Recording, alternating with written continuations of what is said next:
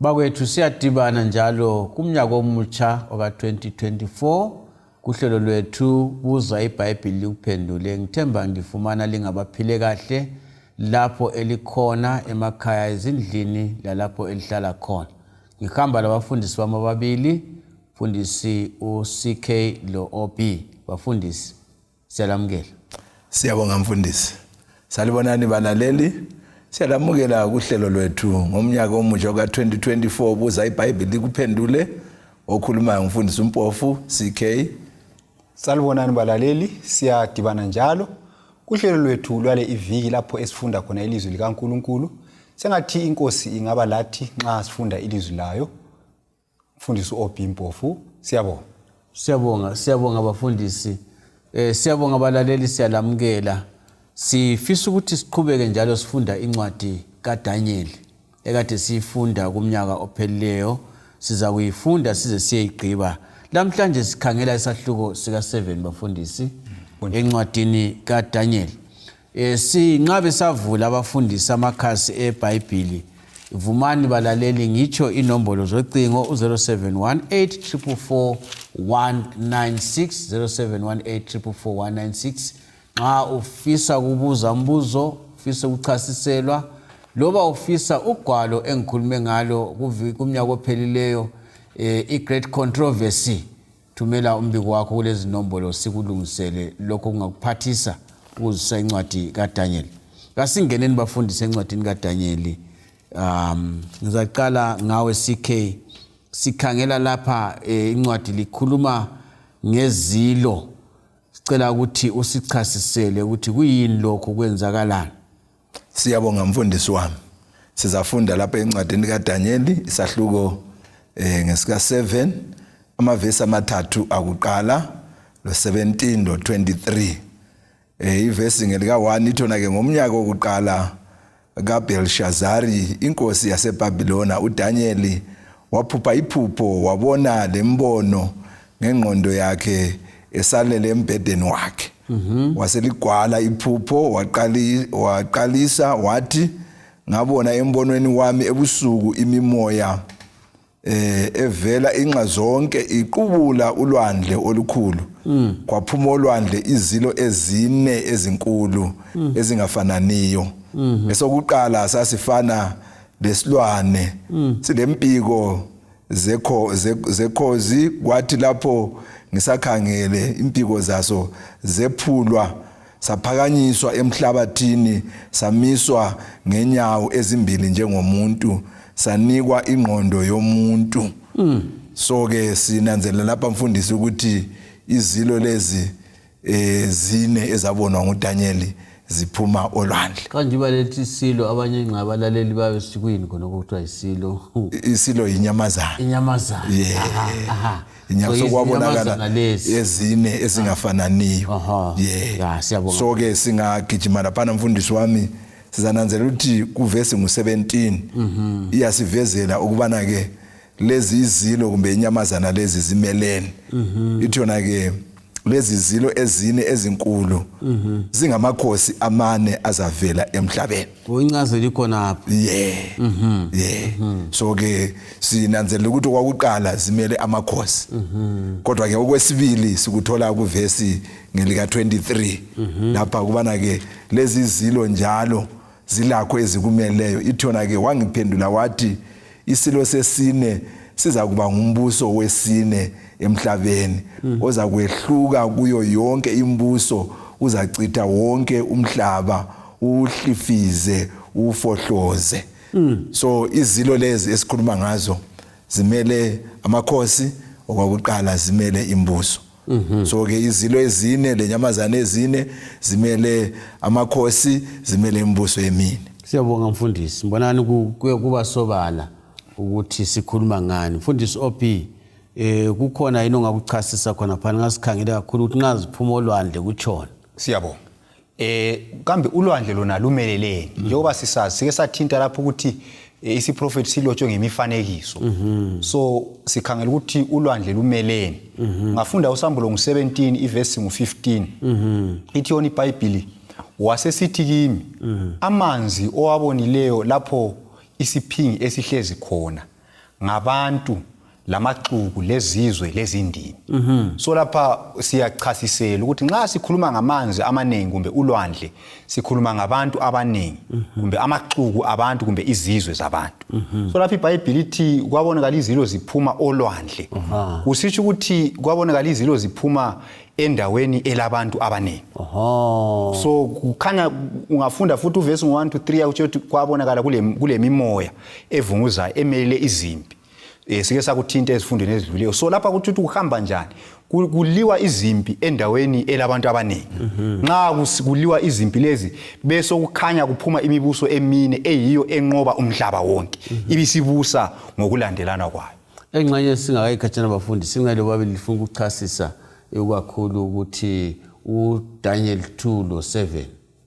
Singathi ngamafitshane ukuzabalaleli ngabasadlula kizo. Kunjalo. Yeah. Siyabonga mfundisi. uDaniel ngu7 lo Daniel isahluko sesibili ziyahambelana. Umehluko wazo kuphela ukuthi iphupho lika Daniel nguchapter 7 nguDaniel umprofeti ophuphayo. Kodwa ke uchapter ngu2 uDaniel inkosi uNebukadnezar ephupha lelo phupho. Njalo ke uzananzelela ukuthi umutsho ka chapter 7 ujulile kakhulu ubanzi kwedlula oka chapter 2 ngenxa yokuthi uNkulunkulu lapha wayebonisa ekhulumisana lomprofeti. So ngenye indlela kodwa sikhuluma ngezinto ezifana nayo. Sikhuluma ngemibuso efanayo.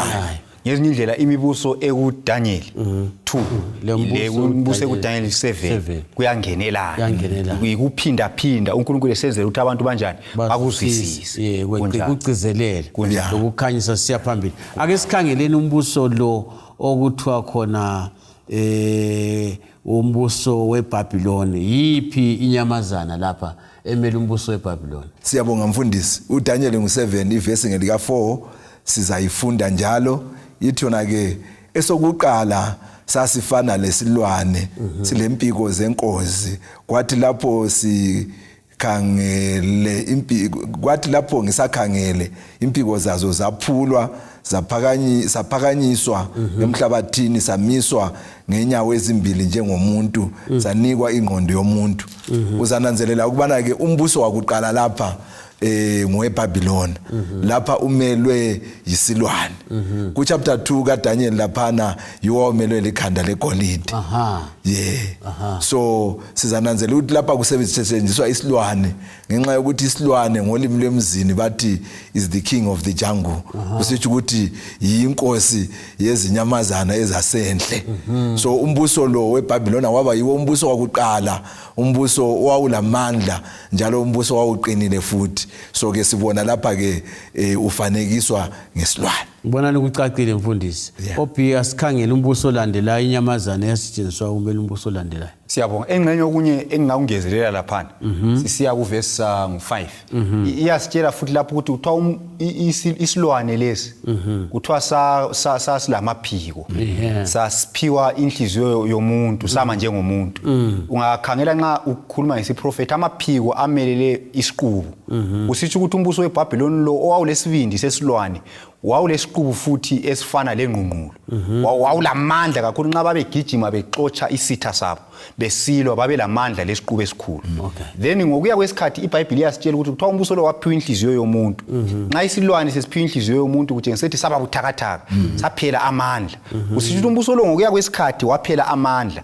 Imbali iyasitshela ukuthi ngemva kokufa kukaNebukadnezar kwabuya uBelshaza ebusa. Umbuso weBhabhiloni awuzange ube lamandla owawulawo ekuqaliseni ngesikhathi sikabani ngesikhathi sikaNebukadnezar. Yikho wagcina udilika kumbe uchabalala ngesikhathi sikaBelshaza ngo538 539 BC khonapho. Yikho ukuchasiswa lapha isilwane esama njengomuntu saba lenhliziyo yomuntu. Siyabonga mfundisi, siyabonga. Sungachasisa kumbuso lo olandelayo owamaMedo Persia ukuthi wona wawumelwe yiphi inyamazana? Siyabonga nguverse 5.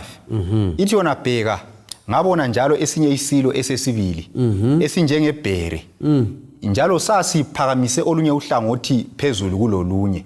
Emlonyeni waso kwakulembambo ezintathu. Ibisisiya phambili ithi yona kwakhulunywa kiso kwathiwa sukuma udle. iBhayibheli lesikhiwa ithi arise and devour much flesh isho njalo lesikhiwa. So iBhayibheli iyasivezela lapho ukuthi ngemva kombuso wesilwane oweBhabhiloni kulandela umbuso weBhere. Umbuso weBhere ngale uhambelana leSiliva kuDaniel chapter 2. Umbuso weMedo Persia. Umbuso owawubunjwa imibuso emibili. Umbuso lo kuthiwa umelwe liBhere. IBhere leli kuthiwa lalile nyawo ezimbili olunyawo luphezulu kulolunye. Okwakuqala kuthi ukuthi umbuso lo wawubunjwa imibuso emibili. Umbuso wamaMede lamaPersia. Bese sitshela ukuthi imbuso le yayingalingani ngamandla ayo. Kulomunye wawophezulu kulomunye. Umbuso wamaPersians babebuswa ngundoda okuthiwa nguCyrus. Babelamandla okwedlula amaMede. So unyawo luphezulu ngumbuso wamaPersians. Unyawo luphansi ngumbuso wamaMedes.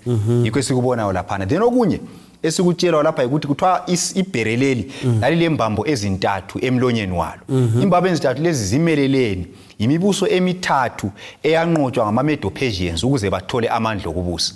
Umbuso wokuqala yiBhabhiloni, bese kusiza umbuso okuthiwa yiLydia, bese kusiza umbuso okuthiwa yiEgypt. Yimibuso emithathu emelwe izimbambo ezinjani? Ezintathu. Then umbuso lo siyatshela ukuthi kwathiwa sukuma udle inyama eningi.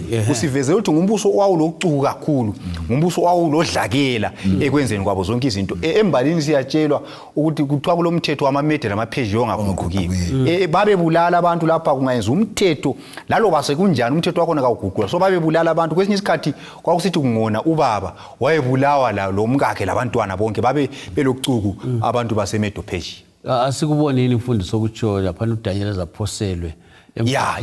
Yikho kanye uDaniel chapter 6 kwasokumbuso wamaMedo Persia. uDaniel lanxa wayengelacala, lanxa uDarius wayesebona ukuthi uDaniel kalacala, kodwa ngenxa ukuthi wayesefaka umthetho kwathi umthetho wamaMede kaunjani kawuguquki, bamphosela ezilwaneni ezazilanjisile. Esekhithiwe futhi baphosela abantwana bakhona. Izilwane zathi zabadla zabadabudabu labantwana. Hayi siyabonga enxa sizabuya kikho wafundisa ukuthi khona okusikufundela nomunye yalalela ethi kanti manje kusinceda ngani imbali yona levele sihluphelani ngayo, kodwa singakafiki khona apho mfundisi sikhe ake sikhangele umbuso olandelayo. Siyabonga mfundisi, sizafunda uDaniel 7 ivesi ngelika 6. iBhayibheli lithi lona ke emva kwalokho ngakhangela ngabona esinye esifana lengwe silempiko ezine zenyoni emhlane waso. Silamakhanda amane zanikwa amandla okubusa. Lo ngumbuso wesithathu osumelwe inyamazana eyingwe lapha. Ngale ku chapter 2 kaDaniel yona lwana umbuso omelwe iThus, umbuso wamaGreek owawuthunganyelwa nguAlexander. Uzananzela ukuthi indlela uAlexander anqoba ngayo wanqoba umhlaba wonke ngesikhathi esifitshane. Kumele impiko zonezana ezine isiqubu ayehamba ngazo enqoba ngaso uAlexander. So ke uzananzela ukuthi uAlexander nalo ofana nayo futhi umbuso esenqobile esesengumuntu omutsha kazange abuse kwesikhathi esiyangaphi. Ngemva kokubana ke esefile sinanzelela ukuthi ama generals akhe amane abalawuli bebutho lakhe abane basala bathatha indawo babelana umbuso wamaGreek. Yiwa amakhanda amane wona lawana esiwabonayo kathesi kuthiwa leyingwe yayilamakhanda amane. Kusitsho ukuthi umbuso kaAlexander the Great wabuya wehlukaniswa waba sesigabeni ezine, wawusubuswa ngabathungameli bebutho lakhe abane. Asazi kukhona uyifungu ezinye singaqamba ukuthi ama generals kaAlexander kwakulomunye obizwa kuthiwa nguPtolemy, omunye obizwa kuthiwa nguCassandra, omunye obizwa kuthiwa nguLysimachus, lomunye obizwa kuthiwa nguSeleucus. Amadoda la nxa imbali yakho uyifunda kuthiwa uAlexander wathi esenqobe umbuso wakhe, esenqobe imbuso yonke, wasebuza ama generals akhe amane wathi madoda mbani ozabusa phakathi. Itsho njalo imbali kuthiwa wangathi abavumelana wasisithi sithengeni utshwala obuningi siqalisa ukunatha, ozaphuza udakwa nguye ozabusa. So banatha utshwala kakhulu, ama generals wonke ongu4 adakwa abe elicambala. uAlexander wasala lokho enatha, imbali yasithe ukuthi wagcina egula, abanye bathi wayele fever wagula wahle wafa. Then laba sebesele bengu4 baphikisana okwesikhathi side balwa, abazange bavumelana ukuthi ongabusa phakathi kwabo ngubani. Then ngemva kwalokho ke yikho umbuso weGreece wagcina udabukana phakathi waba imibuso emine emelwe ngamakhanda anjani amane. Ngiyabuyela kwaphana abafundisi esike sakukhuluma ukuthi abalaleli ngamiyazibuza ukuthi kana kwimbali le sinceda ngani kukhona singakuhlanganisa yasazi khona kusikhuluma ngesiprofeti lapha yes kodwa imbali yembuso yona lesiyadlulayo isinceda ngani thina namhlanje engxenye singayenza umzekeliso onjengalowo ukuthi kungaba labantu ababili befuna ukuhamba endleleni ethile omunye ethi angakahambi ahlangane lomuntu oyaziyo indlela ahlamthe ukuthi indlela le ungahamba ngayo ungafika lapha kunje kulameva kunje uzuyefika ekucineni kube sokubuye omunye okuphonga ukuthi akahambe ngendlela engazange layelwe ohamba lula ngulo olayelweyo ngokwaziyo kodwa lo ohamba endleleni angayaziyo uhamba elovalo so isiprofeti sisitshengisa ukuthi uNkulunkulu uyayazi imbali yomhlaba kusitshengisela ukuthi ikusasa yethu kasiphonga ugiqika singakwazi lapho esiya khona kusitshengisela ukuthi ikusasa yethu ivikelekile ngoba uNkulunkulu esimkhonza uyayazi imbali yomhlaba kusukela ekuqaleni kuze kuyefika ngapi emaphethelweni yikho ke nxa isitshela ukuthi kuza kwenzakala lokhu lalokhu kusitshengisela ukuthi uThixo nguye ongumnini mandla wonke nguyolawula imbali yomhlaba nguyofaka amakhosi nguyosusa amakhosi nxa sesiphila emhlabeni siphila silesibindi singela valo ngoba siyazi ukuthi uNkulunkulu uyayazi imbali siyazi ukuthi uNkulunkulu nguyolawula imbali yomhlaba then okunye kwesibili ukuthi ukugcwaliseka kwesiprofeti kusitshengisela ukuthi iBhayibheli liqinisile abanye bajwayele ukuthi iBhayibheli libhuku lamakhiwa batsho njalo kodwa kakula mkhiwa ongakhuluma izinto lezi uDaniel wazibhala nxa singakubalisa khathesi usiyafika esikhathini sakhe is about more than 2500 years wakubhala 2500 years ago kodwa kugcwaliseka njengoba kwabhalwa njengoba kwalotshwa so akula muntu wenyama ongenelisa ukukhuluma izinto 2500 years zingakenzakali so ukugcwaliseka kwesiprofeti kusinika isiqiniselo esokuthi iBhayibheli lilizwi likaNkulunkulu singalethemba ukubana lizasinika impilo engapheliyo. Siyabonga mfundisi Sikhe ungathini ngamafitshane. Siyabonga mfundisi njengobana ke sechilo laphana umpofu ukugcwaliseka kwesiprofeti kumele kusinike isibindi lo siqiniselo lokwethemba ukuthi uNkulunkulu lokho akukhulumileyo kakuweli phansi njalo nxa sibona izinto lezi zibehlela labo abahamba phambi kwethu zalotshela ukuthi zibe isibonelo kithi sokufika kuphela kwesikhathi icho njalo incwadi so ngamanye amazwi ukuthi khona okukhana njengombuso wamaMedai lamaPeresi wayelocuku kakhulu thina ukuthi nxa siphiwe amathuba ukuthi sibuse kumele ukuthi singabi locuku kakhulu njalo ke khonokho ngoba kuyingozi ngoba sasibona abantu ababengela amacala abanjengabo Daniel sebephoselwe emgodini wezingwenyama sibona futhi ukuthi nxa engasadliwanga uDaniel omama labantwana balabana babevele bephumela lecebo lokuthi uDaniel aphoselwe emgodini wezingwenyama sebeyibo abaphoselwayo engxenye futhi esinye isifundo esisithola khona phana ukuthi engxenye labana ababe lejealous belomona ngoDaniel bedinga icebo lokuthi bangamsusa njani uDaniel bahamba bayakhulumisana labo umngabo bathi hayi kulungile lokho kwenzeni ukuze lisusu so kulezi ifundo ezinenge esizithola khona phana empilweni mfundiswa.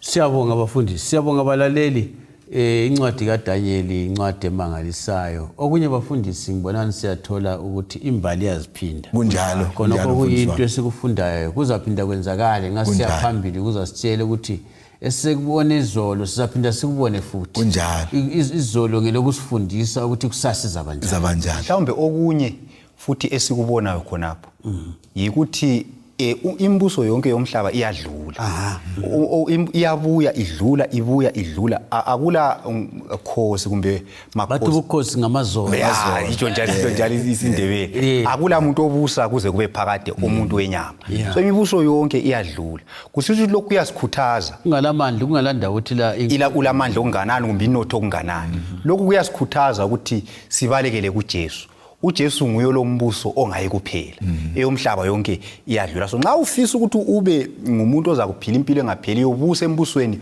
ongasoze uphele kufanele ukuthi wakhe ubudlelwano loJesu. Siyabonga bafundisi siyabonga abalaleli nasi indaba nasinqobe ngiphosela kithi sonke bana sazi ukuthi ukhona umbuso ongapheliyo kodwa imbuso yonke sifunda ngayo embalini weBabylon wabuya wadlula amaMedai lamaParisi badlula amaGriki amaRoma nayo yonke imbuso esifunde ngayo ngithanda ukulinxusa ukuthi asifundeni ngalumbuso kaJesu ongasoze udlule inombolo zocingo ngizaziphinda njalo 0718444196 kulezi nombolo yabuza umbuzo funa ukuchasiselwa njalo kulezi nombolo siyenesibona sikunike ibhuku okuthiwa i-Great Controversy elichasisa lezi zinto esikhuluma ngazo.